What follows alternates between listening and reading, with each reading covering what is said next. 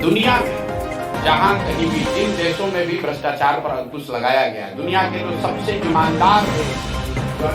ईमानदार व्यवस्था है, फिनलैंड है, स्वीडन है, डेनमार्क है, न्यूजीलैंड है, उन व्यवस्थाओं को अगर आप ध्यान से जाकर देखिएगा, वहां पर लोगों ने वहां की व्यवस्था में 4 बात को किया है।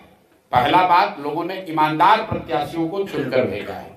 दूसरी बात, बहुत बड़े पैमाने पर सरकारों ने सत्ता और संसाधन का विकेंद्रीकरण किया है। तो हम लोग यहाँ चाहते हैं, इसीलिए जन स्वराज का नारा है सही लोग, मजबूत आदमी नहीं, गलत आदमी नहीं, चाहे कमजोर व्यक्ति हो लेकिन ईमानदार हो, सही हो, उसको ही चुनाव में हम लोग उतारेंगे। दूसरी बात, अगर जन स्वराज की सरकार बनती है तो बड़े पैमाने पर सत्ता और संसाधन का विकेंद्रीकरण होगा।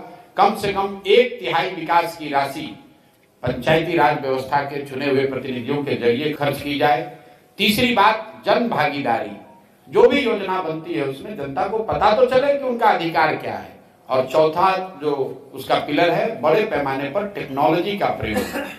जैसे आप देखिए, सरकार यहाँ जबरदस्ती स्मार्ट मीटर लगा रही है बिजली का।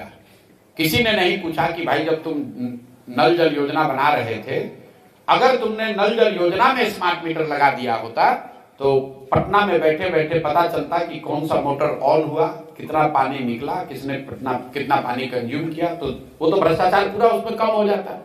अभी सरकार को पता ही नहीं कि कितना नल जल योजना कब चल रही है कि नहीं चल रही है।